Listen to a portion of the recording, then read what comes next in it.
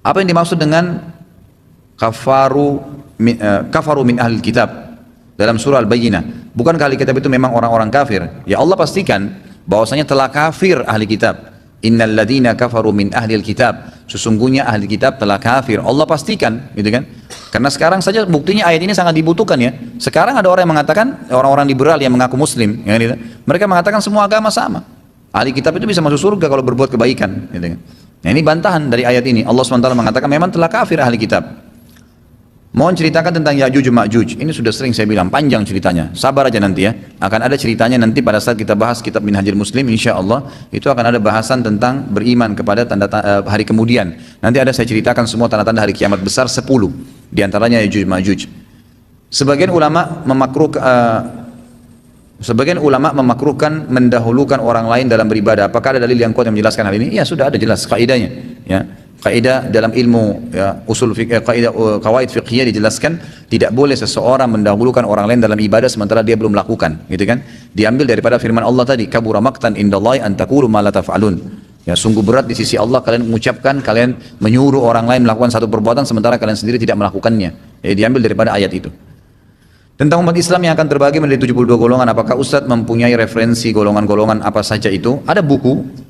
Saya pernah bawa itu hari ini saya nggak bawa. Kalau memang yang bertanya berminat, insya Allah nggak ada halangan. Rabu depan saya bisa bawakan nanti. Judulnya Golongan yang Selamat. Inilah golongan yang selamat. Cukup tebal. Nanti Anda bisa baca buku itu karena kalau saya jelaskan akan panjang gitu kan. Bisa dibeli nanti insya Allah terbitan Pustaka Tazkiyah.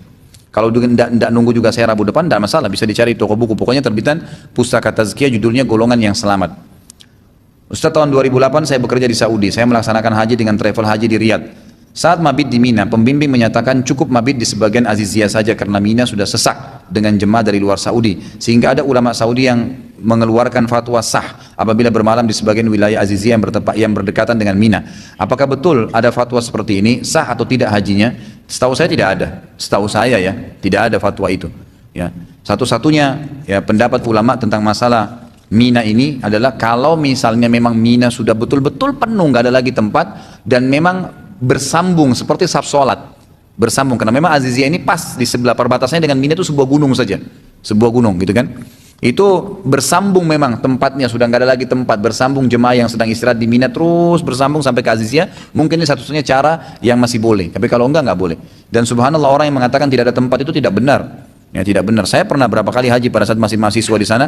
Itu kalau kemah-kemah pun penuh, kami banyak di pinggir jalan, banyak jemaah haji pada duduk, gitu kan. Di Mina itu bebas orang duduk di mana saja. Di masjidnya, di pelatarannya, banyak tempat kosong, banyak. Mungkin kalau tidak ada kemah, mungkin bisa saja. Allahu alam. Tapi kalau tempat itu banyak sekali yang kosong, banyak sekali yang kosong. Ya. Kalau bagaimana hajinya tadi, hajinya sah saja, gitu kan. Kalau memang dia tidak tahu, dia sah saja, tapi dia dianjurkan untuk menyembelih dam. Karena kalau dia tidak mabit di Mina, maka itu berarti meninggalkan salah satu daripada kewajiban haji. Maka dia wajib dam, menyembelih hewan ya. Kalau yang batal hajinya kalau dia tinggalkan Arafah. Kalau Mina, Muzdalifah, dia dalam kondisi tidak tahu atau darurat, meninggalkan karena sakit, misalnya ada udzur syar'i, atau darurat dia harus pulang ke Indonesia karena tugas negara misalnya, maka itu berarti dia bisa ganti dengan dam, menyembelih hewan.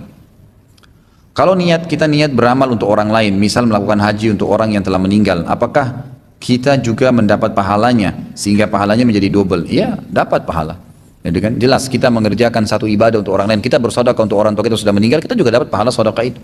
Jelas kata Nabi SAW, siapa yang menunjuk orang, memudahkan orang untuk melakukan satu perbuatan atau mendapatkan pahala, maka dia akan mendapatkan pahala juga yang sama. Jadi dia dapat pahalanya. Sama dengan orang yang menyuruh orang lain sholat.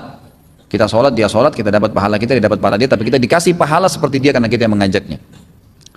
Kenapa ada banyak sekali versi doa harian? Contohnya doa sebelum makan. Setahu saya ada beberapa versi. Yang manakah yang sesuai dengan tuntunan Nabi? Kalau tidak salah dengar, saya pernah dengar ada kesalahan saat menukil doa sebelum makan dari kalimat doa sebelum bersetubuh. Benarkah Ustaz? Jazakallah khair. Sebenarnya sih memang kalau ragam doa itu sudah umum ya. Memang begitu dalam sunnah Nabi SAW. Sebagaimana juga ayat Al-Quran. Seperti kisah Nabi Musa alaihissalam, gitu kan? Sering terulang tuh di beberapa ayat, terulang. Itu memang kata para ulama adalah ijaznya Al-Quran. Ijaz itu maksudnya kelebihannya Al-Quran malah. Karena dengan retorika lain diceritakan, gitu kan? dengan bahasa lain, dan dari situ sudah bisa diambil grammar bahasa Arab. Begitu pula dengan doa-doa dari Nabi SAW. Doa iftitah ada 5 macam, ada 7 macam, doa ruku ada 7 macam, tidak ada 7 macam, ada macam-macam doa-doanya. Memang begitu ragamnya. Tapi khusus kalau masalah sebelum makan, yang saya tahu Allahu alam, hadis yang paling sahih hanya membaca bismillah saja. Kalau Allahumma barik lana fima razaqtana wa qina adzabannar, ini hadisnya lemah. Hadisnya sangat lemah. Maka ulama kalau mengikuti sunnah Nabi tidak mengajarkan doa ini kepada anak-anaknya, tapi membaca bismillah saja cukup. Dan ini juga disarankan agar bismillahnya dengan jahar, keluarin suara. Karena syaitan sering curi di situ kesempatan, kan dia mau ngambil makanan kita. Makanya kalau antum pegang minuman, bismillah. Mau makan, bismillah. Sebutin. Bahkan Abdullah bin Umar radhiyallahu anhu setiap mau masukkan makanan atau minuman di mulutnya bismillah. Setiap lepas dia bilang alhamdulillah.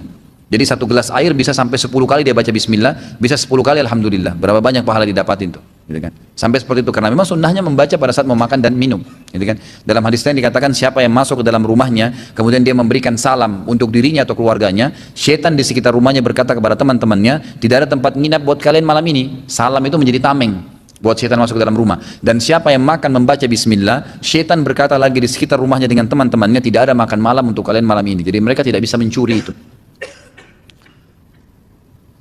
Musawwir itu sebatas mana? Apakah menggambar wajah saja sudah termasuk? Terus kalau apa ini? Saya tidak tahu, foto ke sosial media, bagaimana hukumnya? Baik, musawwir ini adalah orang yang melukis sebenarnya. Asal katanya adalah orang yang melukis. Kata Nabi SAW, orang yang paling berat siksaannya hari kiamat adalah al-musawwirun.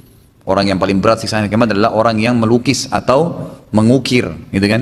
Dan di sini dibatasi dengan hal-hal yang dilarang oleh Nabi SAW, khususnya yang berjiwa sebenarnya, manusia, hewan. Lalu ulama tambahkan jin dan malaikat, karena ini jin dan malaikat gaib, tidak kelihatan. Kalau ada orang rekayasa dia buat, berarti dia membuat rekayasa cerita, gitu kan? Kalau manusia sama hewan jelas tidak boleh karena berjiwa, gitu kan? Kalau pohon, kalau pemandangan langit, bintang-bintang, matahari, semua tidak ada masalah. Jadi terbatas di situ saja yang dilarang, gitu kan? Tinggal, jadi ini sama ya, melukis manusia, ya, membuat patung, ini semua masuk dalam kriteria yang dilarang. Tinggal khilaf di ulama tentang masalah foto. Bolehkah foto itu masuk ke dalam ancaman hadis tadi Nabi yang berbunyi orang yang paling berat sisanya hari kiamat adalah orang yang suka musawwir, ya, melukis tadi itu. Maka jumhur ulama mengatakan foto masuk kecuali darurat. Misal untuk paspor, ijazah, nggak ada masalah. Atau memang seseorang yang harus dipampangkan. Misal memang dia seorang yang berbahaya, maka kalau tidak diperlihatkan gambarnya maka akan bermasalah, gitu kan? Contoh itu sesuatu yang darurat, KTP, kan itu semua harus ada, akte lahir, misalnya ijazah, memang diperlukan, maka itu darurat tidak ada masalah. Kalau Syekh Utsaimin lebih umum sedikit, beliau mengatakan boleh saja foto, tapi juga ada kriteria yang dibolehkan, yang harus dibatasi, ya. Yang pertama tidak boleh ada kemaksiatan di situ. Tidak boleh ada kemaksiatan di foto. Misal seseorang sengaja menyimpan foto lawan jenis yang kelihatan auratnya, baik laki-laki menyimpan foto perempuan, perempuan menyimpan foto laki-laki, gitu kan? Kecuali foto pasangannya, boleh. Foto suami istri misalnya, dia mau tahu foto istrinya, dia tinggalnya jauh jaraknya, atau istrinya foto anaknya, ini anak kita udah baru mandi dikirimin, suaminya lagi di luar negeri supaya dilihat sama dia. Itu umumnya pendapat Syekh Utsaimin masih dibolehkan. Kalau memang tidak ada kemaksiatan, yang pertama ya, ini kriterianya harus tidak ada kemaksiatan. Jadi bukan orang yang tidak dihalalkan. Yang kedua, tidak dipajang. Tidak dipajang, karena ada hadis Nabi SAW yang berbunyi, rumah yang dipajang ya lukisan atau taswir tadi itu ya, bisa masuk di sini kriteria foto di sini, maka tidak akan dimasuki oleh malaikat. Tidak akan dimasuki oleh malaikat. Jadi saya juga sarankan teman-teman bisa beli buku yang pernah juga saya bawain itu, judulnya Rumah-rumah yang tidak dimasuki oleh malaikat. Bisa dibaca di situ, diantaranya yang ada taswirnya tadi ini, yang masalah gambar ini.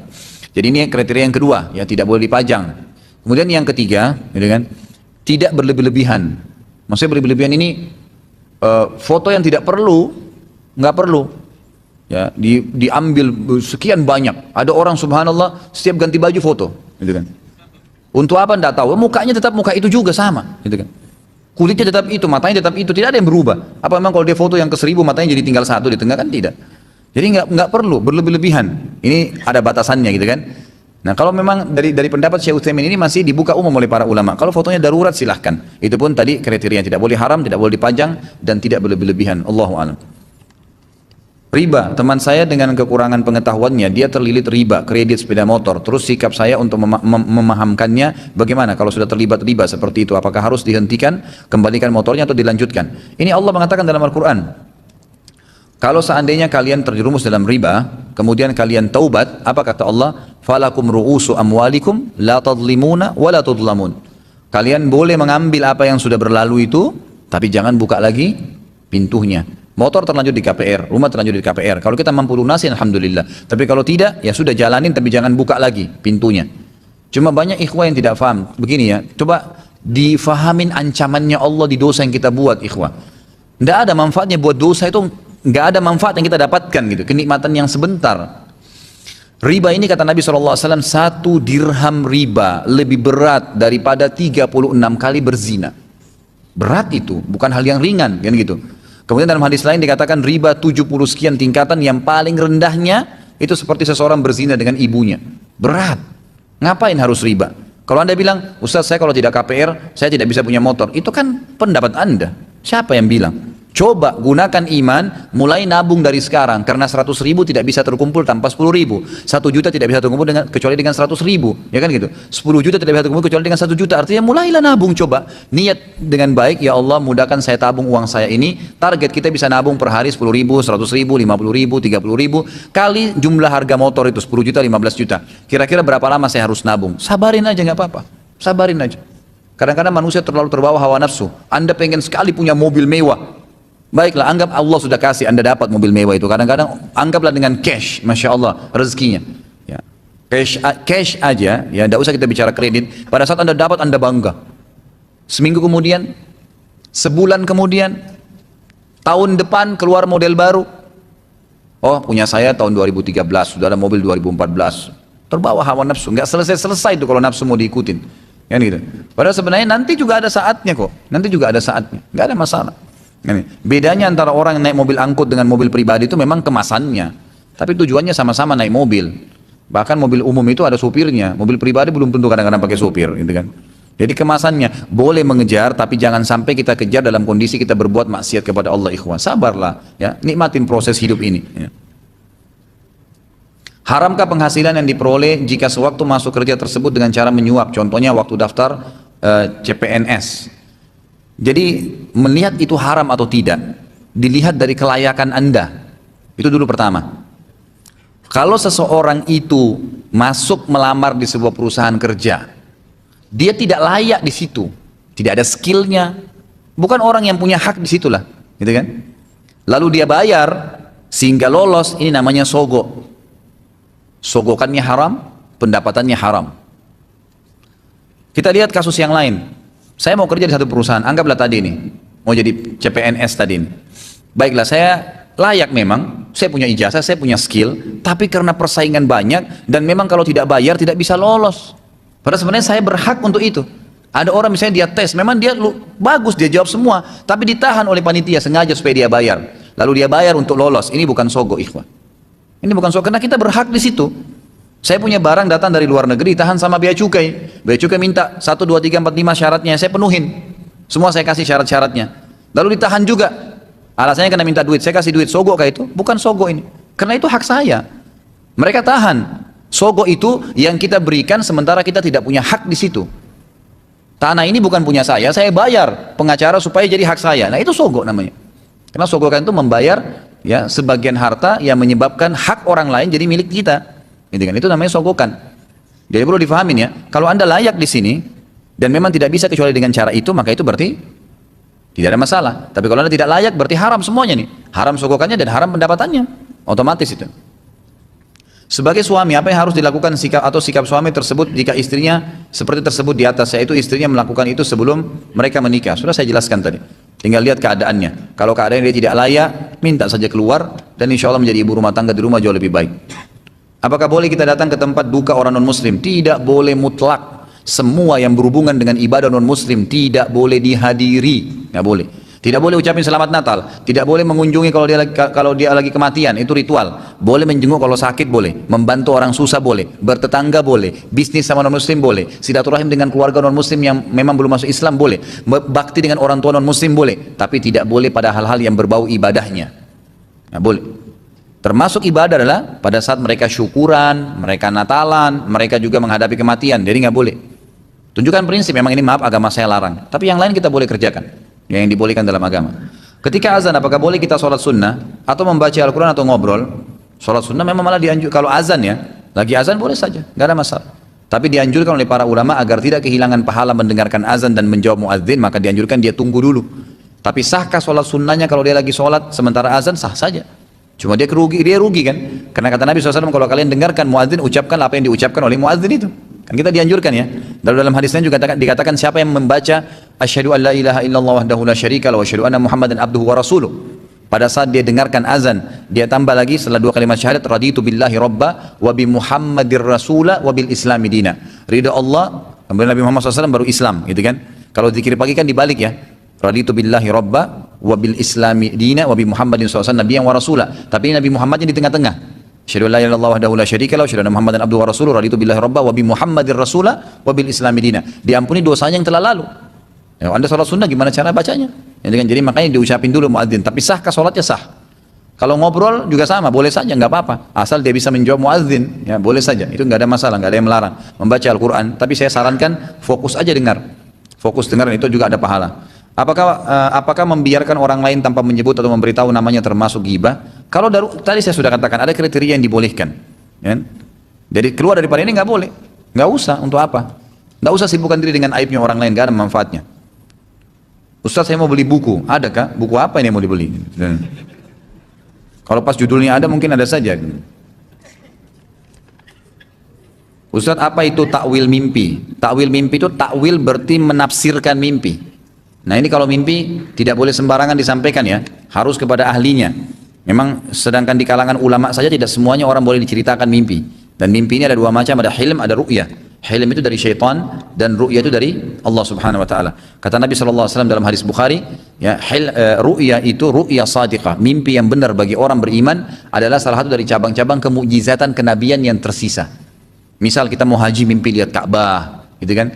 Orang tua kita mau datang berkunjung ke Jakarta terus kita mimpi ketemu orang tua, gitu kan? Begitu ada orang yang sudah meninggal kita mimpi dia menggunakan baju ihram, sesuatu yang baik lah, gitu kan? Maka itu insya Allah semua dari Allah Subhanahu Wa Taala. Orang mimpi kiamat, orang mimpi masuk ke surga, masuk ke neraka, itu terjadi, gitu kan? Itu berarti baik saja. Nah kalau hilm ini dari syaitan, syaitan ini yang puncak-puncaknya itu mimpi junub. Jadi kalau teman-teman laki-laki suka mimpi junub jangan anggap prestasi itu, ya. Itu dari syaitan, ya. Dari mana? Dari syaitan. Nabi SAW tidak pernah mimpi junub, ya. Yang bujang-bujang nikahlah cepat. Nah, mana Abdul Razak? Nikahlah cepat, ya. Ustaz, bagaimana menjelaskan kepada teman saya tentang hukum musik karena dia menganggap musik dibolehkan, yang menjadi dasar dia adalah apa ini? Mukhtar, yang merupakan cikal bakal marching band digunakan oleh apa ini? Sultan Muhammad Fatih untuk menjadi pembagar semangat saat perang. Saya tidak pernah temukan tuh kalau ada di kisahnya Sultan Fatih ada menggunakan drum band, gitu kan? Belum pernah ada itu. Di kisah Utsmaniyah tidak ada itu, tidak dibenarkan. Ya, yang ada memang mereka menggunakan takbir, itu memang selalu menggunakan takbir, gitu kan? Mungkin ada yang sifatnya bendera diangkat, nah itu umum. Gitu. Tapi kalau ini Allah alam tidak ada, setahu saya. Jadi bisa kita lihat buku siapa yang mengatakan musik itu haram, tulisan Syekh Albani. Tapi di sini memang beliau menjelaskan musik yang boleh dan musik yang tidak boleh. Kalau musik yang boleh itu adalah memukul gendang dari kulit hewan di acara perkawinan dan Idul Adha, Idul Fitri khusus perempuan. Selain itu nggak boleh. Nah, selain itu tidak boleh. Ini memang dijelaskan di dalam hadis Bukhari, gitu kan? Dan subhanallah, ikhwah mungkin jangan kaget kalau masih biasa dengar musik ya. Musik itu tidak bisa ketemu dengan Al-Quran. Kalau Anda biasa dengar musik, maka pastikan Anda akan jauh dari Al-Quran. Sebaliknya, Anda tinggalkan musik, hatinya terbuka untuk Al-Quran. Jadi ini sudah bisa menjadi pencernah ya, supaya bisa jelas. Benarkah jodoh kita ini cerminan dari kita? Tapi ada atau sering jodoh itu misal apa ini? Si laki-laki rajin ibadah dan istrinya tidak rajin. Sebenarnya tidak ya, karena jodoh itu takdir ikhtiar. Ikhtiar Anda. Allah SWT memberikan Anda kesempatan untuk memilih. Boleh milih. Ya. Dan kita disuruh kriteria, pilihlah orang yang soleh, laki-laki soleh bagi perempuan dan perempuan solehah bagi laki-laki. Itu dianjurkan. Kalau Anda pilih keluar daripada ini, berarti pilihan Anda sendiri, takdir ikhtiar Anda. Ya, berarti bukan cerminan, itu kan pilihan. Jadi tidak bisa jadi tolak ukur, oh kalau saya soleh berarti nanti otomatis saya akan dapat perempuan solehah. Enggak, itu tergantung pilihan kita, masuk dalam ikhtiar. Tapi Allah pandu, Allah tuntun untuk mencari orang yang baik dan soleh. Jadi tidak benar kalau dikatakan cerminan. Kita sampai jam 9 ya, masih ada 4 menitan. Keutamaan istighfar seperti Allah akan berikan jalan keluar setiap ada kesulitan. Allah berikan penyelesaian setiap mengalami masalah, dan Allah berikan rezeki dari tempat tidak sangka-sangka. Hadis sahih riwayat Abu Daud. Redaksi bacaan istighfarnya seperti apa dan bagaimana mengamalkannya? Astagfirullah wa atubu ilaih, itu yang paling ringkas. Pokoknya astagfirullah wa atubu ilaih, ini yang paling umum diamalkan oleh para ulama. Dan ini yang sudah pernah saya sebutkan dalam kisah Imam Ahmad. Gitu kan? Tapi kalau mau yang lengkap, ada hadis sahih yang berbunyi, siapa yang membaca astaghfirullahil azim alladzi la ilaha illa huwal hayyul qayyum wa atubu ilaih, ada hayyul qayyumnya ya. Ini disebutkan oleh para ulama dalam bahasan asma wa sifat, nama-nama dan sifat-sifat Allah. Salah satu nama-nama Allah dan sifat Allah yang kalau dipakai bisa diijabah doa itu adalah hayyul qayyum. Di sini dikatakan astaghfirullahal azim alladzi la ilaha illa huwal hayyul qayyum wa atubu ilaih, akan diampuni dosanya walaupun sebanyak buih di lautan. Ini termasuk istighfar yang paling lengkap, gitu kan? Tapi kalau anda buru-buru bisa tadi astagfirullah saja, wa atubu ilaih itu dibaca 170 sampai 100 kali dalam sehari. Anak akhwat mau tanya, jika kita menerima beasiswa atau pelatihan di luar negeri yang biayanya dari negara asing non muslim seperti di Eropa, Amerika, hukumnya bagaimana? Tadi sudah saya jelaskan ya. Apalagi akhwat, ya. Cari ikhwalah menikah dan tinggal di Indonesia. Ya. Apa doa untuk menghilangkan angan-angan dan doa menghilangkan kesedihan? Ada doa menghilangkan kesedihan, ada. Kalau menghilangkan angan-angan tidak ada, tapi dengan cara ilmu syar'i. Begini ikhwah, orang mukmin itu targetnya, angan-angannya adalah akhirat. Maka seringlah baca tentang surga dan neraka. Insya Allah angan-angan dunianya hilang tuh dengan sendirinya. Itu kata kunci rahasianya. Coba dibaca tentang surga, apalagi bukunya Ibnu Qayyim yang pernah saya bawain tuh, Tamasya ke Surga. Cari tuh. Buku itu luar biasa. Baca tiap hari, jadikan rutinitas baca. Baca per bab saja, bab yang paling menarik apa. Biasanya laki-laki itu paling suka bidadari. Nah, baca tentang bidadari nggak apa-apa. Ciri-cirinya apa yang dijanjikan gitu kan. Mungkin kalau perempuan itu banyak perhiasan surga, apa perhiasan surga, istananya, permadaninya dibaca, maka itu akan membuat angan-angan kita nanti ke sana, dan itu memang benar. Jadikan target akhirat, gitu kan? Surah Al-A'raf ayat 80 dan surah Al-Isra 110 tentang perintah untuk berzikir dengan namanya dan larangan berzikir dengan Asmaul Husna, larangan berzikir dengan Asmaul Husna karena tidak ada contohnya dari Rasulullah SAW. Ya. Saya tidak pernah tahu ini kalau dalam surah ini dilarang menggunakan Asmaul Husna, gitu kan? Yang ada malah dalam hadis yang Nabi SAW jelaskan. Ya, kalau kalian gunakanlah nama-nama Allah dalam berzikir ya, dan berdoa seperti dikasih contoh oleh Nabi SAW pada saat membaca Ya Ghafur diikutkan dengan Ighfirli, dibaca dalam doa, gitu kan? Tapi apakah itu dijadikan zikir secara khusus? Maka ini memang tidak pernah ada contohnya. Misalnya orang bilang dibaca Asmaul Husna, misalnya Ya Rahman, Ya Rahim, Ya Wadud, Ya Syakur, dijadikan sebagai zikir. Ini tidak pernah ada contohnya memang secara khusus ya. Tapi kalau digunakan Asmaul Husna dihubungkan dengan doa, ini ada perintahnya. Bagaimana pembagian warisan apabila beberapa ahli waris sudah meninggal namun memiliki beberapa anak di mana anaknya sudah menikah? Apakah hak warisnya jatuh kepada anaknya? Jadi gini, perlu diketahui ya, menunda membagi harta warisan pada saat seseorang pemilik harta meninggal hukumnya haram. Nggak boleh. Nggak boleh. Seorang laki-laki meninggal, istrinya masih hidup, anaknya ada 5. Lalu anak-anaknya bilang, nggak usah deh kita bagi warisan karena ibu masih tempatin rumahnya. Nggak boleh. Bagi warisannya. Masing-masing tahu haknya, ibunya tinggal nggak apa-apa, tapi sudah tahu bagian masing-masing, kan gitu. Tidak boleh tidak. Ini biasa sering terjadi kasus sampai yang menerima warisan sudah meninggal, tinggal anak-anaknya. Ini jadi masalah. Jadi nggak boleh dalam Islam ya, tidak boleh. Dan saya sarankan teman-teman bisa ikutin pelatihan Ustadz Nidar Jabal. Itu beliau memang punya pelatihan tentang warisan ya, tentang warisan. Cuman saya sekarang tidak terbawa. Mungkin ada nomor HP beliau. Beliau memang punya pelatihan khusus di Jakarta masalah itu ya. Sebentar. Kalau yang mau catat nomornya silahkan. Ustadz Nidar Jabal 08788 08788 365 1173. Maaf tidak ada siaran ulang ya. Baik, 08788 365 1173. Kalau yang belum catat silahkan ambil sama yang sudah catat.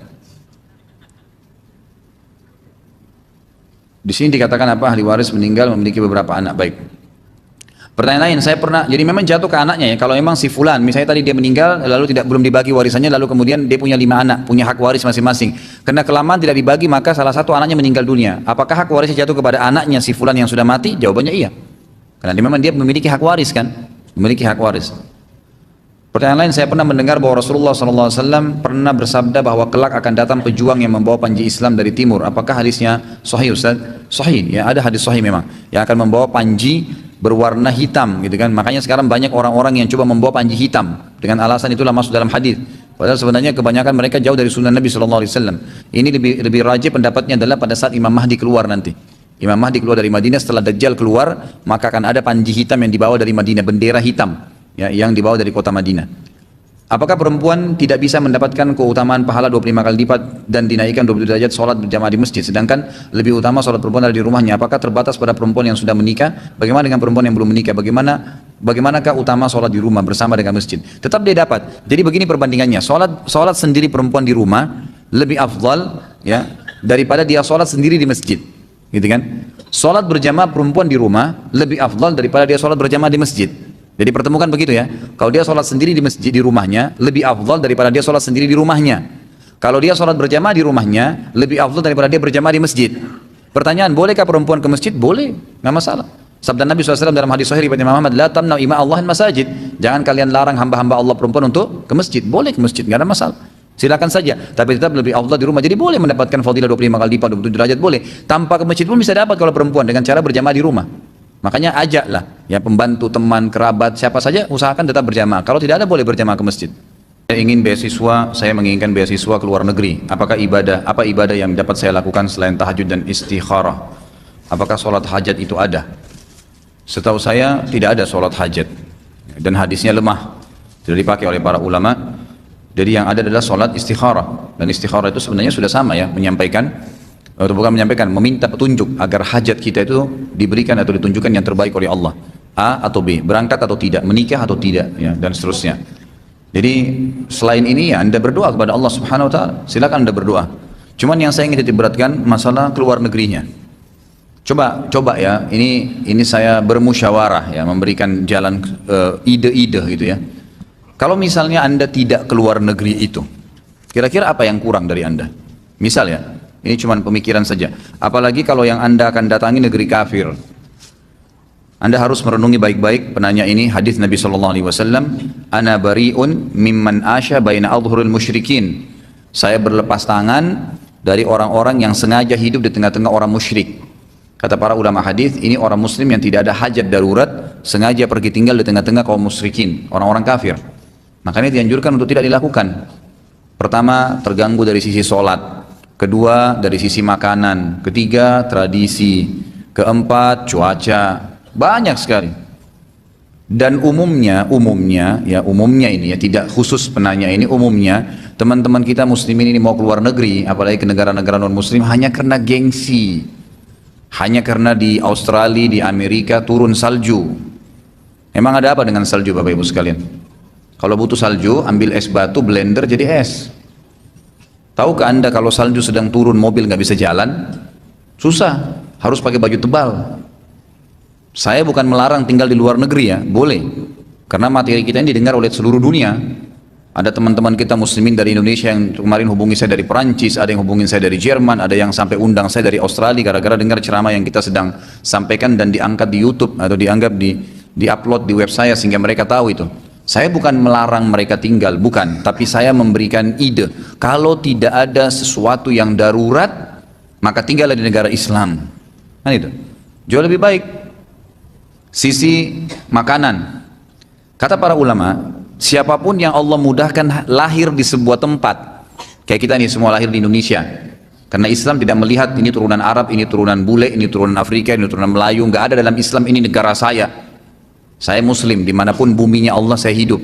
Siapapun yang lahir dari anak Adam di satu lokasi, maka Allah memang sudah pilihkan itulah yang terbaik buat dia. Mesti difahamin nih. Makanannya, emang kita orang Indonesia nih yang cocok tempe, sayur asam, gado-gado, emang gitu. Emang sudah itu makanan kita yang cocok buat kita. Bolehlah sekali-kali makan keju nggak masalah, gitu kan? Tapi kalau kita mau paksakan diri seperti teman-teman kita orang bule makanannya, tiap hari makanannya burger, hotdog dan yang lainnya, itu susah nantinya. Emang bukan begitu. Ada tradisi. Emang kita biasa di Indonesia saling santun, tetangga sama-sama baik, gitu kan? Pamit kalau mau jalan. Sampai saya waktu di Saudi itu sempat teman-teman saya yang di Madinah bilang sama saya, ini orang Indonesia luar biasa akhlaknya ya. Saya tanya kenapa? Dia bilang kalau disuruh antri, antri semua. Dia tidak tahu di Indonesia ini kadang-kadang keras kepala kalau di sini kan. Karena cuma orang kita ini kan kalau antri-antri, dia ngoceh, tapi ngoceh di dirinya sendiri gitu kan. Kalau orang Arab kan sampaikan, kenapa kau suruh saya antri misalnya? Ini enggak, kan orang kita disuruh antri, ya antri gitu kan. Tenang-tenang saya, tapi memang dia gerutu, tapi tidak kelihatan gitu kan. Terus dia bilang, masa dari masjid, kalau mau lewat tunduk di depannya orang, kita kan pamit. Bayangin tuh kadang-kadang orang kita dari Indonesia ini kalau dari kampung-kampung di Masjid Nabawi, dari masjid, dari pintu ke pintu sana kan jauh sekali jaraknya. Itu dia tunduk dari situ sampai ke sana. Jadi orang-orang sana bilang, ini baik sekali orang Indonesia ini, hormat betul sama orang gitu kan. Ya memang itu tradisi kita. Kalau tradisi itu tidak bertolak belakang dengan Islam, tidak ada masalah, gitu kan? Memang sudah seperti itu. Kita memang peduli dengan tetangga. Orang-orang kalau tinggal di negara-negara Barat, itu memang teman tetangganya memang nggak tahu menahu sendiri-sendiri, gitu kan? Makanan, tradisi, pakaian, cuaca, banyak sekali pertimbangan-pertimbangannya. Dan yang paling penting masalah ibadahnya nih. Di Indonesia ini kalau Jumat, gitu kan? Jam 12.10 azan, jam 12 kita keluar masih dapat Jumat nggak? Masih dapat, minimal dapat pahala telur. Sudah tahu ya? Siapa yang datang di awal waktu sama dengan sedekah dengan unta, yang waktu kedua seperti sapi, waktu ketiga seperti kambing, waktu keempat seperti ayam. Sebelum khatib naik di atas mimbar, yang datang dapat pahala telur. Kalau khatib sudah naik di atas mimbar, kata Nabi SAW, malaikat tutup bukunya, pahalanya sudah nggak ada lagi. Gitu kan? Dapat pahala sholat Jumat, tapi pahala sedekah seperti tadi itu tidak ada lagi. Di Indonesia itu kita keluar jam 12 siang masih dapat tuh. 10 menit masih bisa, sebelah rumah, macet.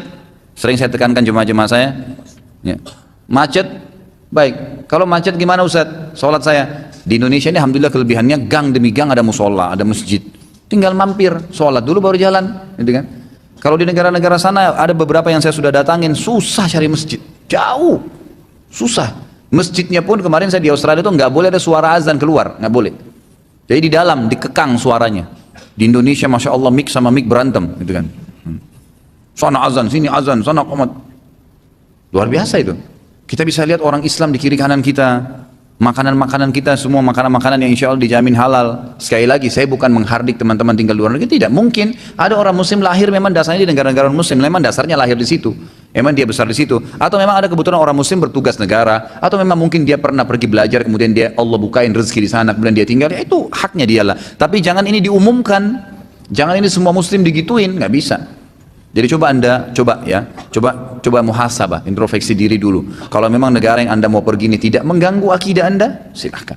Nggak ada masalah, darurat nuntut ilmu. Tapi kalau di Indonesia ada, nggak ada masalah. Itu kan cuma karena dikatakan, oh kalau di sana keren, ijazahnya dari sana, apa segala. Itu kan cuma persepsi saja.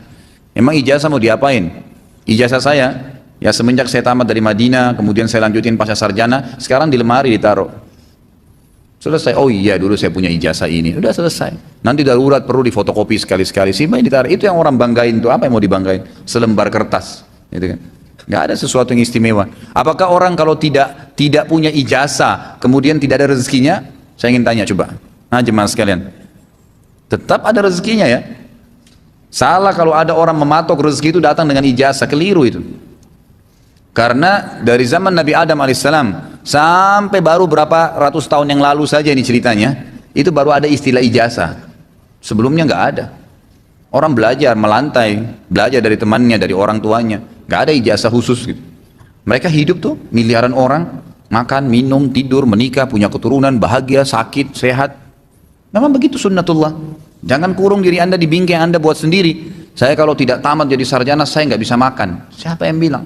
Itu dia sendiri. Kenapa Anda waktu di rahim ibu Anda tidak pernah berpikir begitu? Waktu kita masih kecil di rahim ibu cuma tahu ambil saripatinya ibu kita. Ibu kita setengah mati ngunyah, kita tinggal ngambil aja. Waktu kita kecil nangis-nangis, ayah ibu beliin saya permen, kita nggak mau tahu dari mana uangnya. Kenapa? Sekarang sudah besar ketakutan. Kan gitu, harus berpikir yang normal. Kata Nabi SAW, al-arzaku maksuma, rezeki sudah dibagi. Memang benar, boleh menambah rezeki. Bukan tidak boleh. Boleh mencari prestasi dunia, silahkan, tidak ada masalah. Tapi jangan prestasi itu mengurung kita di sebuah bingkai hidup yang kita buat sendiri. Kesannya kita nggak bisa lagi dapat pendapatan, nggak bisa lagi hidup, nggak bisa lagi begini kalau nggak punya ijazah. Dengar nggak kemarin informasi waktu pembagian zakat di Jawa Timur, salah satu pengusaha beras atau apa itu muslim, nggak ada ijazahnya tuh, bisa bagi zakat berapa miliar tuh zakatnya dia. Orang yang mungkin S3 di Jakarta belum tentu punya harta seperti dia. Ada tuh fakta lapangan, gitu kan? Sekali lagi saya bukan meredam Anda untuk mengejar prestasi, silahkan, Islam boleh. Itu kan S2, S3 silahkan jadi profesor, kalau ada S4 kejar, gitu kan. Anda boleh silahkan, gitu kan. Sudah punya istri 1 mau 2 boleh, tidak ada masalah. Hilang ngantuknya di bawah bapak kalau ngomong gini. Sudah 2 boleh 3, 3 boleh 4, jangan lebih 4. 4 jadi, lebih dari 4 jadi kafir nanti. Sampai 4 masih mukmin. Punya anak 1 mau punya 2, mau punya 3 silahkan. Punya usaha 1 mau kembangin lagi silahkan. Tapi semua itu ya sifatnya memang yang dalam koridor hukum syar'i yang tidak melanggar. Jadi silahkan Anda boleh berdoa kepada Allah SWT, istikharakan, minta petunjuk sama Allah. Kalau hati Anda tenang silahkan. Ya, tapi kalau untuk tinggal ini perlu jadi bahan pertimbangan. Apakah mengacung telunjuk saat syahadat di duduk tahiyat itu tidak ada dalilnya? Ada dalilnya, hadis sahih. Mengacungkan jari, telunjuk itu ada dalilnya, hadis sahih.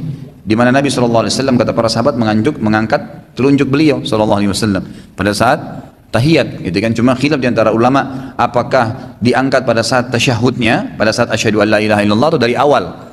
Ini khilaf di antara ulama, gitu kan. Karena memang tidak ada hadis secara khusus menyebutkan bahwasanya Nabi SAW angkat pada saat syahadat. Ya. Dan Nabi SAW mengangkat jari pada saat tasyahud, pada saat tahiyat, gitu kan, pada saat tahiyat. Maka Syafi'iyah mengatakan pada saat asyhadu an la ilaha illallah mengangkat jari. Tapi kalau Syekh Albani sekarang sesuai dengan mazhab Hanabila mengatakan bahwasanya dari awal mengangkatnya, dari awal mengangkat jari. Tapi dalilnya semua jelas. Ya, Anda boleh penanya kembali kepada buku sifat salat Nabi ditulis oleh Syekh Albani dan dalilnya panjang lebar situ. Pendapat-pendapat ulama disebutkan. Alhamdulillah bukunya juga murah. Mungkin di bawah 40.000 harganya. Apakah ada anjuran berwudu setelah makan makanan yang tersentuh api? Tidak ada anjuran sama sekali. Boleh saja. Yang disuruh wudu lagi itu kalau seandainya orang makan daging unta. Itu memang ada hadisnya khusus hewan ini. Apa hukum mentahzir seseorang yang ilmunya lebih tinggi dari kita? Apa tahzir termasuk mengumbar aib? Ya. Tahzir ini perlu saya jelaskan dulu. Tahzir itu artinya hadara, berhati-hati. Tahzir berarti menyampaikan kehati-hatian kepada orang lain tentang orang yang lain, gitu kan? Misal ada orang berbuat ya perbuatan melanggar agama, maka kita mentahzirnya, mengingatkan dia supaya dia berhati-hati. Salah itu saudaraku, gitu kan? Tidak boleh. Begitu tahzir namanya. Atau kalau ada orang akan menyebarkan satu perbuatan buruk, seperti saya kasih contoh, misal dia mau merampok, dia mau membunuh, lalu kita tahzir, ingatkan dia, dan kita ingatkan juga muslimin atau aparat keamanan agar jangan sampai kena bahayanya dia, itu juga tidak ada masalah, kan gitu. Walaupun dia orang berilmu, bukan berarti orang lebih pintar ilmunya kemudian kita tidak bisa ingatkan, boleh diingatkan, tapi ada adab-adabnya ya, ada adab-adabnya. Itu bukan menyebarkan aib, asal memang tahzirnya disampaikan kepada si pelaku dulu. Kalau si pelaku ini sudah diingatkan nggak mau dengar dan ternyata dia bisa membahayakan muslim yang lain, maka muslim yang kita kenalin diingatkan, gitu kan. Misal ada seseorang akan bisnis, si A mengajak si B bisnis, kemudian si B nggak kenal si A. Dia tanya kepada saya, itu si A gimana sih diajak saya bisnis? Lalu saya tahu si A ini siapa? Mungkin suka menipu, suka utang nggak bayar. Lalu saya bilang, setahu saya dia utang nggak bayar, dia bisnis nggak sukses, gitu. Pernah. Ya, itu terserah kamu setelah itu. Nah itu tidak ada masalah. Itu termasuk dalam bab tahzir sebenarnya, ya, menyampaikan kehati-hatian. Itu masih boleh-boleh saja, tapi ada adabnya ya. Nah yang banyak di Indonesia ini tahzir bukan pada tempatnya. Cara mentahzirnya itu, ustadz itu salah, si fulan itu salah, si fulan itu apalagi kalau sampai kafir, wah ini bahaya nih kan gitu. Nggak boleh itu, nggak boleh. Datang kepada dia, sampaikan empat mata dengan dia, gitu kan. Ini sudah sering ditanya apa hubungan Ustadz dengan Ustadz Syafiq bahasa lama, ya sama-sama muslim, ya. Dan kebetulan sama-sama bahasa lamanya, gitu kan. Memang saya sampai sekarang belum tahu apakah ada hubungan kerabat atau tidak. Ya. Tapi insya Allah sama-sama muslim dan cukuplah itu ya jawabannya. Adakah doa khusus dari seorang anak kepada orang tuanya yang sudah meninggal agar amal mereka terus berjalan? Apakah mengirim ayat-ayat Al-Quran, surah Al-Fatihah, Yasin dan lain memiliki dalil yang sahih? Jadi mendoakan, umumnya adalah mendoakan. Sebagaimana sabda Nabi SAW, kalau anak Adam meninggal dunia terputus amalnya kecuali dari 3 sumber, gitu kan? Sedekah jariyah, ilmu yang bermanfaat, atau anak saleh yang mendoakannya. Jadi mendoakan. Nah, ini doa adalah sesuatu yang paling baik, paling positif. Dan Nabi SAW juga mengatakan, ya siapa yang mendoakan saudaranya muslim, maka dia akan mendapatkan untuk setiap muslimnya 1 buah pahala. Makanya sering saya bahasakan Bapak Ibu sekalian, usahakan setiap hari panen pahala miliaran hanya dengan doa Allah maghfir lil muslimina wal muslimat wal mu'minin wal mu'minat al amwat innaka samiu qadir hajat. Itu dianjurkan untuk disampaikan agar dapat pahala. Kalau jumlah umat Islam 3 miliar, 3 miliar pahala. Doain mereka, ya doain orang tua. Itu yang pertama. Yang kedua, boleh bersedekah buat mereka, ya orang tua kita. Misalnya ada masjid lagi dibangun, kita titipkan uang di situ, niatkan untuk orang tua. Tidak usah sebutin dengan lisan, niatkan dalam hati, Allah sudah tahu. Sedekah jariyah. Atau kalau dia punya ilmu yang pernah dia sampaikan, adab, akhlak, tata kerama, mungkin akhwat kita di belakang sana diajar ibunya buat menu masakan, lalu dia masak, lalu dia sebarin menu ibunya itu diajarin ke teman-temannya. Ilmu yang bermanfaat itu juga akan menjadi jariyah buat dia. Kemudian boleh juga haji dan umroh. Boleh juga haji dan umroh sebagaimana dijelaskan dalam hadis-hadis yang sahih. Seorang sahabat berkata, ya Rasulullah, orang tua saya, ayah ibu saya sudah tidak bisa lagi perjalanan, udah tua, ada yang riwayatnya mengatakan sudah meninggal. Bolehkah saya berhaji dan umroh untuknya? Kata Nabi SAW, boleh, gitu kan? Dibolehkan. Tapi kalau mengirim Al-Fatihah Yasin ini belum pernah ada dalilnya, belum pernah ada dalil. Jadi tidak pernah ada dalil yang disebutkan oleh Nabi SAW. Nabi mengatakan Al-Fatihah untuk ahli Badr, Al-Fatihah untuk ahli Uhud, gitu kan? Al-Fatihah untuk Hamzah, itu nggak pernah ada. Maka sebaiknya kita tidak melakukannya. Jadi bukan karena kasus membaca Al-Qur'annya ya, kasusnya Nabi SAW tidak pernah contohkan. Maka kita cukup jalankan apa yang beliau contohkan karena beliau diutus untuk menjadi suri tauladan. Untuk semua orang mati beliau cuma doakan tadi sedekah jariyah dan ilmu yang bermanfaat serta haji dan umrah. Selain ini belum ditemukan ada dalil yang membolehkan. Itu kan apalagi memilih surah-surah tertentu. Karena memang belum pernah Nabi SAW lakukan. Berarti kita tidak lebih baik daripada Nabi SAW. Dengan banyaknya kuburan yang terdapat di sekitar masjid di Indonesia, bagaimana hukum sholat di sana? Kalau kuburan itu di dalam fisik masjid, ini tembok masjid yang dipakai sholat 5 waktu, di dalamnya nggak boleh sholat di situ. Sebagaimana sabda Nabi SAW dalam hadis Bukhari, la taj'alu kuburakum masajid. Nggak boleh kalian jadikan kuburan kalian sebagai masjid. Artinya masjid yang ada kuburannya, kuburan yang ada masjidnya, semuanya dianjurkan tidak disolati, gitu kan? Atau kita menjadikan kuburan seperti masjid, dipakai untuk ibadah-ibadah. Yang Nabi SAW tidak contohkan. Nabi kalau ziarah kubur hanya memberikan salam dan mendoakan titik, nggak ada yang lain.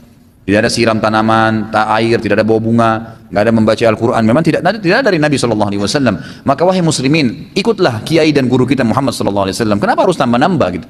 Ya jangan merasa kurang, itu sudah cukup. Ya, kan? Lakukan apa yang Nabi SAW lakukan. Apakah ada batasan di belakang, di samping, di depan atau di halaman? Sudah saya jelaskan tadi. Bagaimana dengan syubhat yang mereka samakan dengan Masjid Nabawi? Beda. Masjid Nabawi itu asalnya kuburannya Nabi bukan dalam masjid, di luar memang, rumah dan masjid. Cuma dengan perluasan wilayah dan Madinah sangat terbatas, ya, maka masuklah dalam perluasan masjid, gitu kan? Masuk. Dan memang ulama sepakat mengatakan kalau masjid itu dasarnya dibangun untuk kuburan, mutlak masjidnya harus dibongkar.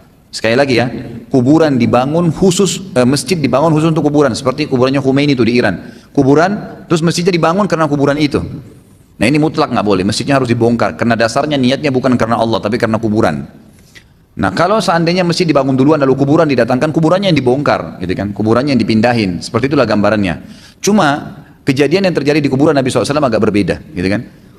Pernah waktu kuburan atau rumah Nabi SAW ingin ditaruh di luar masjid, maka terdapat kesempitan lokasi di situ karena memang kuburan Nabi SAW dalam rumah Aisyah dengan masjid beliau bersebelahan, dan di sebelahnya rumah juga itu tidak jauh dari situ ada kuburan Baqi, ada kuburan para sahabat. Maka tidak bisa rumah Nabi SAW digeser, akan dibongkar. Kalaupun dibiarkan di situ, maka dia akan dempet. Karena gini, di zaman Nabi SAW itu ini rumah Nabi, ini masjid. Yang mana akan digeser nih? Masjid kah yang digeser atau kuburan rumah Nabi SAW yang digeser? Kalau mau digeser ke sebelah sini ada Baqi, ada kuburan para sahabat. Ini digeser ke sini, ini kuburan, ini masjidnya Nabi asal di sini. Yang dikenal dengan Raudhah itu pas sebelahnya kuburannya Nabi, gitu kan? Tapi bukan di dalam kuburan ya. Maka memang posisinya berbeda nih kuburan Nabi, masjid Nabi SAW. Karena beliau waktu keluar dari rumahnya, kalau mau sholat itu beliau cuma buka pintu langsung masuk masjid, langsung masuk Raudhah. Yang sekarang dikasih karpet hijau itu memang bersebelahan begini. Kalau ini dipindahin, ya, supaya rumahnya Nabi jadi luas, supaya orang bisa ziarah kubur misalnya, maka berarti pindah dari lokasi asal yang Nabi SAW bangun masjidnya. Kalau kuburannya Nabi dibongkar, ini nggak ada dalil memindahkan kuburannya Nabi, ini bukan kuburan manusia biasa, dan dasarnya di luar masjid, gitu kan? Nah, jadi dia pada saat perluasan masjid masuklah di dalam, dan ini juga untuk mengantisipasi agar jangan sampai nanti kuburan Nabi disembah-sembah. Kalau dalam masjid sekarang kan bisa diawasin, ada petugas. Kalau di luar kan agak sulit, gitu. Seperti itu. Jadi berbeda, tidak bisa disamakan dengan kuburan Nabi. Ini kuburannya siapa yang Anda mau disamakan dengan kuburan Nabi? Tidak mungkin sama kan, nggak mustahil gitu. Itu pemahamannya ya.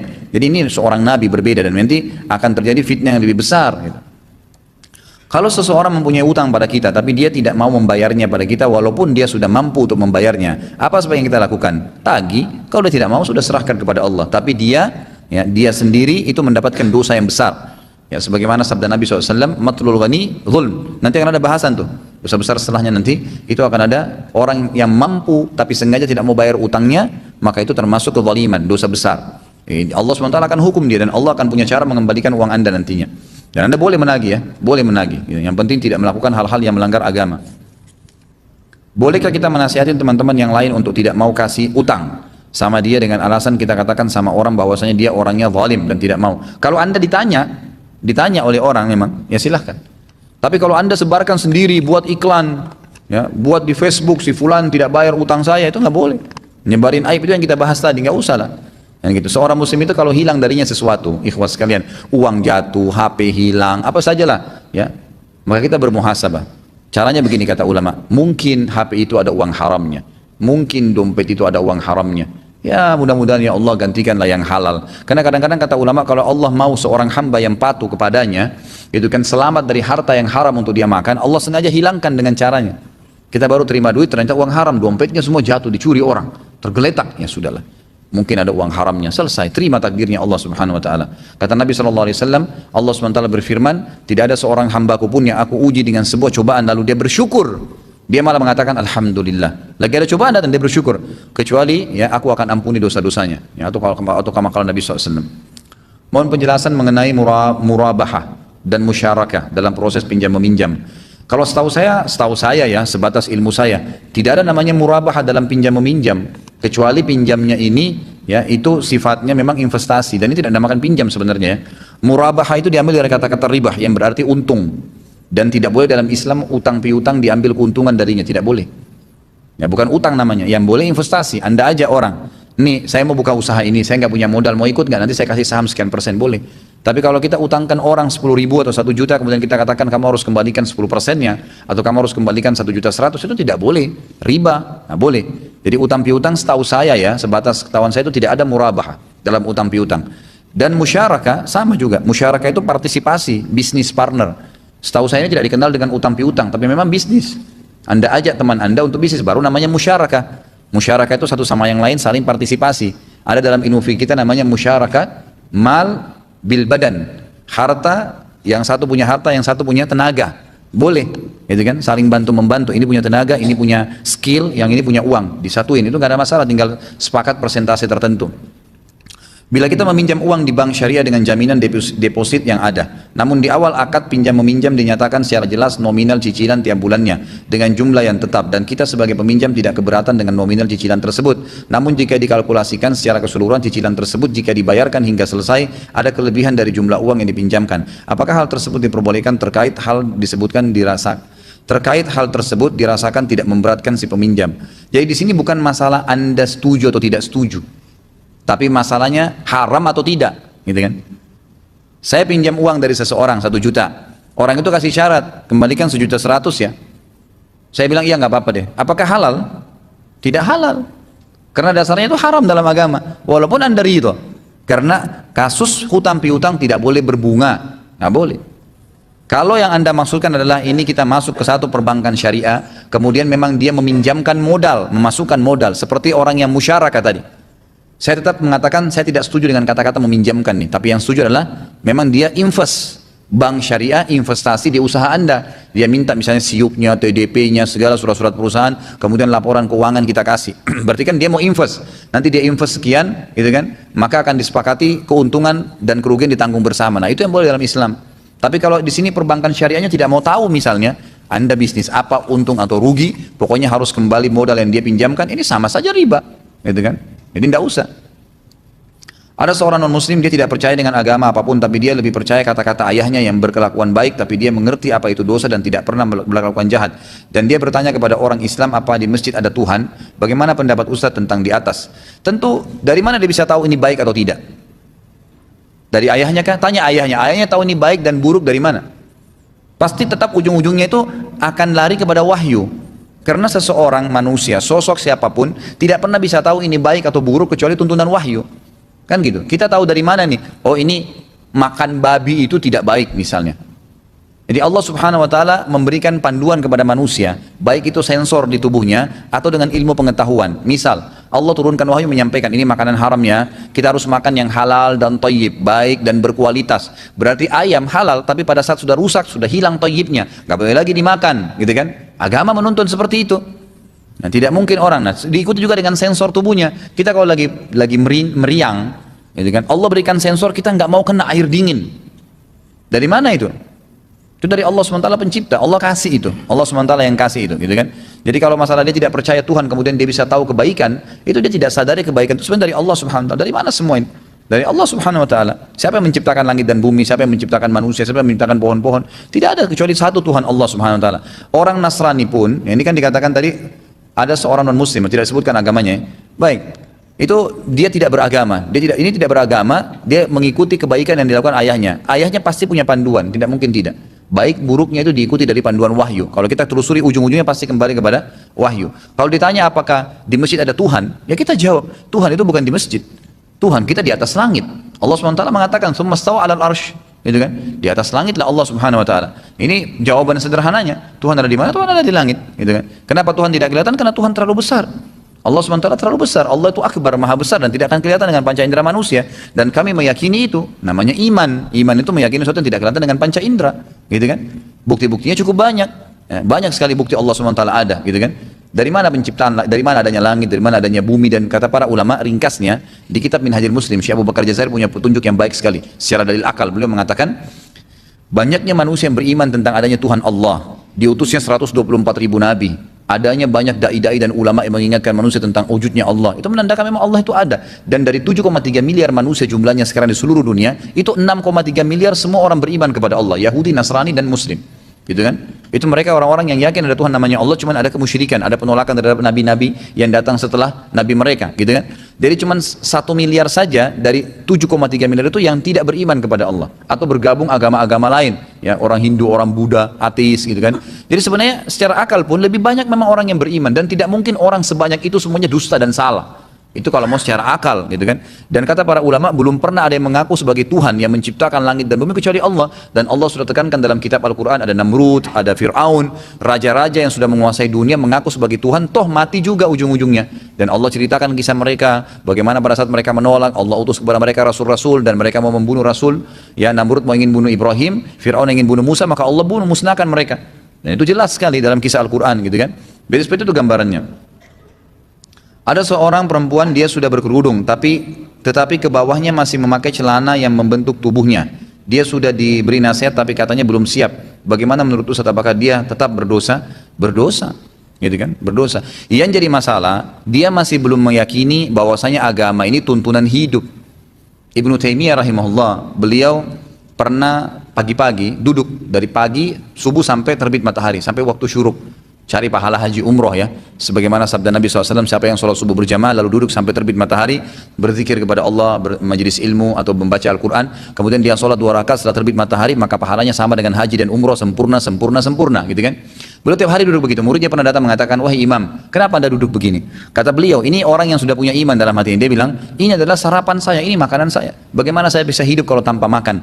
Jadi saudaraku, kita ini punya 2 hal di tubuh kita. Ada jasad, ya, ada tubuh kita ini, itu kan, dan ada jasad dan ada jiwa, ada ruh. Dua-duanya butuh makanan. Kadang-kadang kita ini sibukkan diri memberikan makan jasad kita saja, tapi jiwanya nggak dikasih makan, kan itu. Jadi dia makan nasi, minum air, makan ayam, itu jasad. Anda hadir sekarang di majelis ilmu ini, sebenarnya kita sedang makan nih, tapi untuk jiwa. Kalau dua-duanya kenyang itu bagus, gitu kan. Manusia banyak tidak balance, mereka cuma kasih makan jasadnya, jiwanya dilupakan. Makanya orang yang seperti ini yang masih belum menjalankan agama dan mengatakan belum siap dan seterusnya, bagaimana bisa dia mengatakan pada saat perutnya lapar, saya belum siap makan? Nggak bisa sebenarnya, gitu kan? Tidak ketemu secara akal. Mestinya dia siap untuk makan kalau pada saat lapar, sebagaimana dia siap juga menutup auratnya yang merupakan perintah Allah, ya, yang merupakan juga itu makanan dari jiwanya. Itu kan makanan jiwa, gitu kan? Dia akan lebih terjaga. Apalagi kalau dia tahu hikmah-hikmah besar dari masalah hijab. Allah SWT mengatakan dalam Al-Quran, "A'udzubillahi minasyaitonirrajim, dzalika adna alla yu'zain." Tujuan utama hijabnya perempuan adalah supaya tidak diganggu oleh orang lain. Coba kalau ada perempuan lewat pakai jilbab besar, pakai cadar, senakal-nakalnya orang yang lewat sebelahnya, mau ganggu apa kira-kira? Dia bingung, rambutnya orang ini bagaimana ya, kalaupun saya paksa buka jilbabnya jangan sampai gundul kepalanya. Nggak berani dia. Paling jauh gangguannya apa? Assalamualaikum. Itu saja. Tapi coba kalau lewat pakai celana jeans ketat, baju kaosnya ketat, pastilah diganggu, gitu kan? Jadi tujuan hijab memang itu adalah supaya tidak diganggu. Kalau sudah diganggu sudah susah itu, gitu kan? Perempuan itu sekali saja ternoda kehormatannya, setetes sperma masuk ke kelaminnya, ke vaginanya, dan pas masa subur, udah cukup, ya, udah cukup setetes sperma itu melahirkan orang seperti ya si laki-laki itu. Kalau itu orang buruk, akhlaknya tidak baik, pezina lah, pemabuk lah, dan seterusnya, maka pastikan keturunannya akan seperti dia. Makanya harus hati-hati, kan? Kata Nabi SAW, takhayyaru linutafikum, hati-hati dengan peletakan benih-benih kalian. Laki-laki nggak boleh sembarangan letakkan di kemaluan perempuan, hanya karena fisik saja, mau tidak paham agama, mau tidak tutup aurat, kafir, nggak apa-apa deh, karena saya suka fisiknya. Begitu Anda letakkan sperma Anda dan dia hamil, berarti dia akan menjadi ibu anak Anda sampai kapanpun. Walaupun dia kafir, walaupun dia jahat, walaupun dia buruk akhlaknya, gitu kan? Sama halnya sebaliknya muslimah. Sembarangan laki-laki dia jadikan sebagai pasangannya, status sperma masuk, hamil, maka laki-laki yang buruk tadi akan menjadi ayah anaknya sampai kapanpun. Tetap akan dinisbatkan, makanya hati-hati. Nggak boleh sembarangan gitu ya. Jadi orang seperti ini mungkin karena belum paham, semoga Allah berikan hidayah ya. Kalau perempuan pakai celana jeans ketat, apa bedanya dengan tidak pakai celana, jemaah sekalian? Sama saja, beda warna, kan itu. Kalau pakai celana jeans biru, kalau tidak pakai, Allahu alam, gitu kan. Tapi yang jelas kelihatan orang sudah tahu, oh ini pahanya begini, oh betisnya begini. Dan apa kata ulama? Kalau ada seorang wanita yang keluar dengan kelihatan auratnya, lalu diperkosa oleh penjahat, maka yang penjahat tadi dapat dosa, yang perempuan juga sudah diperkosa dapat dosa. Yang begitu, karena dia penyebab. Sebaliknya kalau ada seorang wanita menutup auratnya dengan rapi lalu diperkosa oleh penjahat, dia berusaha menolong, ini kalau terjadi, gitu kan?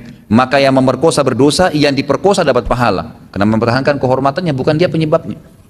Jadi pahamin masalah ini. Bila sudah sakit berbaring, sudah tidak bisa bangun dan ingin sholat, apakah tetap berwudu? Apa cukup dengan tayamum? Wudu, nanti orang di sekitarnya datangkan air, ya dikasih air, gitu kan? Datangkan air, nanti diusapkan. Kalau biasanya di rumah sakit itu pakai waslap, ya, pakai kain yang digosok, diusap, itu cukup. Kecuali kalau nggak bisa kena air itu baru. Kalau memang lukanya nggak bisa kena air, boleh tayamum. Bagaimana status pernikahan jika wanita dalam keadaan hamil dan nisbat anak tersebut jatuh kepada siapa? Tidak sah pernikahan wanita hamil. Nggak boleh jemaah sekalian. Walaupun dia nikah dengan laki-laki yang menghamilinya. Dari mana hukumnya? Nabi SAW mengharamkan pernikahan wanita hamil. Nggak boleh. Sampai dia meletakkan hamilannya tadi. Dan anak itu tidak boleh nisbat kepada pemilik sperma. Nggak bisa. Nisbatnya kepada nama lain dibuatin. Misalnya Abdullah. Abdullah ini nggak ada orangnya. Memang begitu dinisbatkan, begitu dalam Islam, gitu kan? Ini yang banyak orang Islam tidak fahamin, sehingga mereka menganggap nggak apa-apa deh. Ya, karena ini tidak dijelasin hukumnya, maka di Indonesia contoh kasus banyak anak-anak muda kalau orang tuanya nggak setuju, zina dulu, hamil dulu di luar nikah, baru mereka nikah. Mereka nggak paham kalau nikahnya nggak sah kalau nikah sementara hamil, dan anak yang lahir nanti itu tidak boleh nisbat kepada si laki-laki pemilik sperma. Nggak ada hak waris di antara mereka, tidak ada penisbatan. Ini hukum syar'i. Ya, ini jelas tidak boleh sama sekali. Nabi SAW melarang wanita hamil di Madinah untuk menikah sampai dia meletakkan bayinya. Dan beliau SAW mengatakan dalam hadis yang sahih, tidak ada penisbatan anak zina dengan pemilik sperma, nggak boleh. Dan tidak ada juga hak waris di antara mereka. Ini satu orang kita ingatkan. Mungkin ada yang bilang, kan malu Ustaz, apa boleh buat? Nggak bisa, itu konsekuensi Anda melanggar. Tidak mungkin gara-gara Anda satu orang lalu hukum Islam ini kita katakan tidak apa-apa, ini terbuka semua orang lakukan, nggak bisa. Anda salah, anak itu jadi anak memang haram, ya sudah konsekuensinya. Dan tidak boleh terjadi, satu orang kita ingatkan dan kita hardik 10.000 orang selamat dari perbuatan itu, gitu kan? Seperti itu. Bolehkah membatalkan sholat seorang diri jika ada sholat berjamaah yang baru dilakukan? Boleh, nggak ada masalah, ya. Boleh saja, kalau lagi kita masuk masjid, sholat, kemudian ternyata ada orang yang lagi berjamaah, boleh dibatalin, karena jamaah lebih afdal.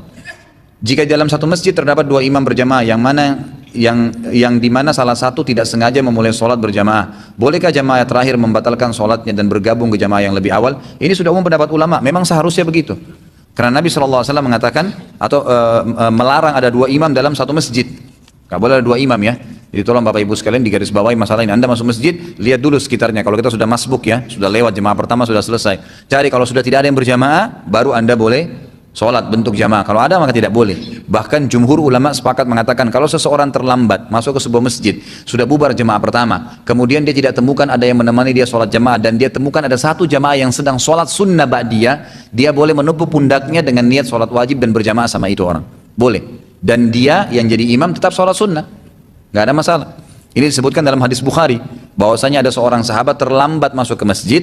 Nabi SAW sudah salam nih, lagi zikir habis sholat. Ada satu orang terlambat, mau sholat. Kata Nabi SAW, sebentar. Kata Nabi kepada sahabat yang sudah sholat, siapa yang mau bersedekah untuk saudaranya ini? Abu Bakar angkat tangan, saya Rasulullah. Maka Abu Bakar pun berdiri sholat dengan orang tersebut. Abu Bakar sholat sunnah ba'diyah. Orang itu sholat wajib, dibolehkan. Yang penting usahakan tidak sholat sendiri kecuali darurat sekali, gitu kan? Karena itu bedanya 25 kali lipat ya. Masa satu perusahaan tawarin gaji 1 juta, yang satunya 25 juta, kita pilih yang 1 juta padahal waktunya sama, kegiatannya sama. Itulah perumpamaan sholat. Sama saja gerakannya, ngapain harus cari satu pahala, sementara kita bisa dapat 25 pahala gitu kan. Apakah kita berdosa apabila mempunyai teman homoseksual, sedangkan teman ini muslim dan baik perilakunya? Bagaimana atau cara kita untuk mendakwainya? Sebaiknya dijauhi. Kalau orang sudah begini dijauhin, karena perbuatan dia adalah perbuatan kemaksiatan. Kita boleh menganggap dia sebagai saudara muslim, tapi tidak boleh menjadi sahabat. Tidak boleh menjadi sahabat. Jadi jangan Anda bilang, saya tidak terpengaruh, nggak mungkin. Tidak ada kata-kata tidak berpengaruh. Saya sudah sering kasih contoh ya. Begini rasionalnya, kalau Anda tidak merokok, nggak usah bicara homoseksual. Minimal nanti dia akan cerita, minimal. Dan Anda akan dengar, minimal mengetahui kisahnya. Bukan mustahil syaitan akan tunggangi. Kalau saya tidak merokok, saya berteman dengan 10 orang perokok. Hari pertama, hari kedua, saya akan mencium baunya. Seminggu kemudian mereka bilang, coba aja, yang penting kau tahu. Sebulan kemudian sudah pernah merokok, setahun kemudian jual rokok. Bukan cuma merokok lagi. Terpengaruh pasti teman-teman komunitasnya. Kita kalau tidak bisa mengaji baca Quran, bodoh sekali, huruf hijaiyah pun tidak tahu. Teman kita 10 orang penghafal Quran, tiap hari bicara tentang surah An-Nisa di murajaah, kemudian sebab nuzulnya, hukum-hukumnya, nasikh dan mansukhnya, banyak berhubungan dengan Al-Quran dipelajari. Kita hari pertama, hari kedua malu. Seminggu mulai belajar huruf hijaiyah, sebulan bisa ngaji, setahun hafal Quran bersama mereka. Komunitas penting. Manusia ini makhluk yang paling pekah ya. Kalau antum lagi jalan dengan teman-teman bilang begini, aduh saya mau kencing, kita tiba-tiba mau kencing juga, itu biasa. Pekah memang begitu. Jadi sudah seperti itu, jadi jangan bilang tidak terpengaruh. Kalau Anda mempertemukan ada teman saya homoseksual baik perilakunya, ada orang mukmin dan tidak homoseksual baik perilakunya. Kenapa harus dia gitu kan? Karena masalahnya berpengaruh. Kalau bagaimana mendakwanya, sampaikan. Dakwah disampaikan bahwasanya perbuatan kamu ini haram, homoseksual itu haram, kamu harus bisa terapi diri kamu. Bagaimana caranya? Kamu menikah normal. Obatnya cuma kembali kepada jalan yang benar. Homoseksual dia kembali menikah dengan perempuan yang baik-baik, dia taubat dari dosa, insya Allah Allah akan maafkan itu, gitu kan? Jadi insya Allah akan bisa dengan cara dia menjalani ya, yang Allah Subhanahu Wa Taala perintahkan.